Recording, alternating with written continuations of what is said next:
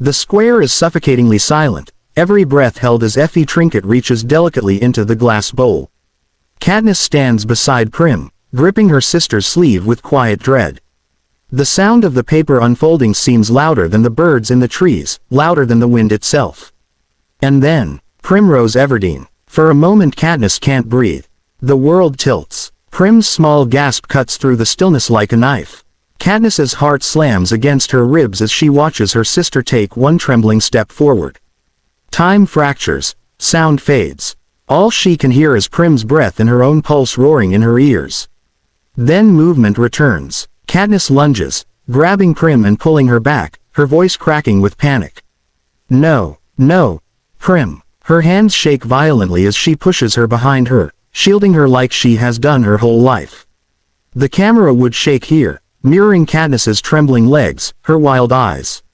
She forces her voice out, loud, raw, tearing through the silence. I volunteer. She swallows air, fighting tears. I volunteer as tribute. Gasps ripple through the crowd. Gale freezes in place. Prim screams and clings to her, desperate, refusing to let go. Katniss pushes her away again, this time with a painful finality.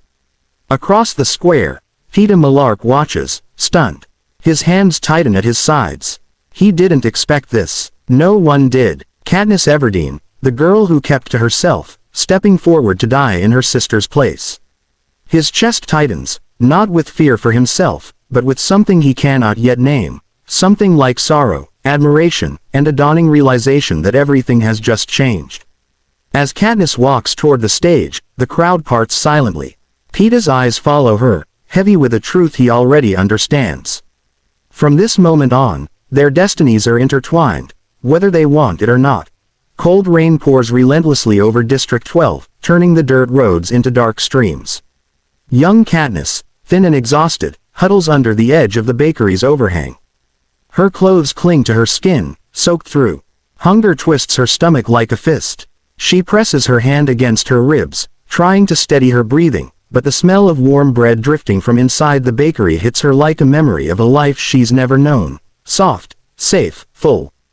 Inside, Peeta Mellark stands near the window, watching her through the falling rain.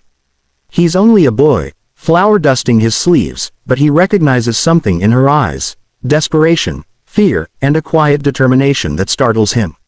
His mother's voice snaps at him from behind, sharp and impatient. He turns, startled, as she thrusts a tray of perfectly shaped loaves toward him.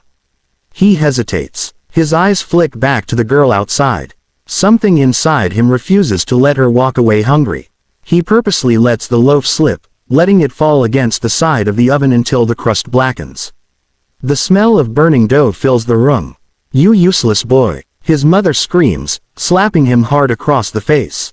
Peeta doesn't flinch. The pain is nothing compared to what he feels watching Katniss shiver alone in the rain.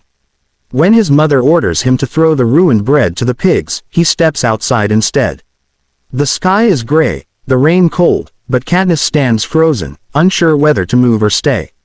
Peeta glances around, then tosses the loaf gently toward her feet. Their eyes meet for a brief second. Katniss falls to her knees, picking up the still warm bread. She clutches it to her chest as if it's life itself. In that soft, slow-motion moment, something unspoken forms between them, a connection neither fully understands, but one that will tie their fates together for years to come. Bright lights flood the stage, reflecting off the gold trim of the Capitol set. Katniss sits stiffly in her chair, trying to appear calm despite the weight of millions of eyes watching. Backstage she heard the roars of the audience, the laughter, the cheering, but none of it prepares her for this moment.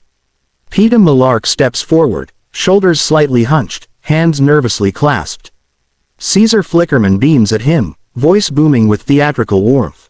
So, Peeta, Caesar says, leaning in with a knowing smile, is there a special girl back home? The crowd falls instantly silent with anticipation. Katniss barely pays attention at first. Just another interview question, just more Capitol theatrics, until Peeta's voice breaks through the noise. There is, he says softly. Something in his tone makes her turn sharply. She watches him now, truly watches. He isn't smiling. He isn't performing. He looks vulnerable. Caesar leans forward. Well, go on then. Who is the lucky lady? Peeta takes a breath, steadying himself. His eyes drift to Katniss, gentle and uncertain. She came here with me. The crowd erupts. Screams, cheers, applause shaking the room. Caesar's eyes widen with delight. Oh, the star-crossed lovers, he announces dramatically. Katniss's heart stutters. For a split second, she thinks she misheard. Her jaw tightens, fury rising. How dare he use something like that, here, in front of everyone? She shoots him a glare so sharp it could cut. But Peeta doesn't flinch. He doesn't smile triumphantly. His expression is open, honest, almost painfully sincere. He looks at her like she's the only person in the room. And suddenly her anger falters. The fire in her eyes softens into confusion, then something warmer, something she cannot name. Because in that moment, Katniss realizes he isn't acting. He never was. This is the truth Peeta Mellark chose to give the world. And now, everything between them has changed. The cave is dim, lit only by the flickering glow of a small fire Katniss managed to build. Outside, rain crashes against the stone, echoing like distant thunder. The arena groans and rumbles every so often, a reminder that danger is never far. But in here, at least for now, there is a fragile pocket of safety. Peeta lies on the ground, pale and trembling. His leg is swollen, the infected wound hidden beneath damp bandages. Katniss keeps changing. She kneels beside him, her fingers brushing his skin with a care she didn't know she had. Her hands move with purpose, but her jaw is tight with fear. Every wince he makes feels like a blow to her chest. You have to drink, she murmurs, lifting his head gently to let him sip from a shelf filled with collected rainwater. He tries, but coughs, breath shallow. Katniss leans closer, steadying him, one hand on his cheek. You're going to be okay, she whispers, more to reassure herself than him. Another rumble shakes the cave walls. Peeta's eyes flutter open, unfocused at first. When they finally manage to find her, his expression softens. Despite the pain, he smiles faintly. You're here with me, he says, voice barely above a breath. Katniss freezes. Something warm spreads across her chest. Fear, relief, affection, something she can't control. The games want her to pretend, to act for the cameras. But in this tiny cave, with Peeta's life slipping through her fingers, nothing feels staged. He reaches out. She hesitates for only a moment before taking his hand. Their fingers intertwine tightly, as if the contact alone could keep him alive. A close shot. Their hands locked together, trembling. Katniss squeezes back, unable to hide it anymore. This moment feels real, too real. And that terrifies her more than anything the arena could throw at them. The forest clearing is eerily silent except for the distant, bone-chilling howls of the mutts. Circling the arena, the sky above them is dark, heavy with smoke and artificial night. Katniss and Peeta stand side by side, trembling, not from cold, but from fear, exhaustion, and the crushing weight of what the capital demands. The announcement echoes again in the air. Only one victor may be crowned. Katniss feels her breath catch. After everything, after fire, blood, loss, and impossible choices, they expect her to choose. To kill him. Peeta breathes shakily beside her, chest rising and falling in painful, uneven strokes. He steps forward first, voice rough but steady. Katniss, he whispers, you have to win. She shakes her head violently. No, not like this, not at your expense. Her mind races, then sharpens. A spark, an idea, dangerous, defiant. She reaches slowly into the pouch at her belt and pulls out the nightlock berries. The tiny purple fruits glisten like drops of poison in her palm. Trust me, she says. Peeta looks at her. Not the cameras, not the gamekeepers, but her. His eyes are soft, tired, full of something deeper than fear. He nods without hesitation. Always. Katniss places a handful of berries into his palm.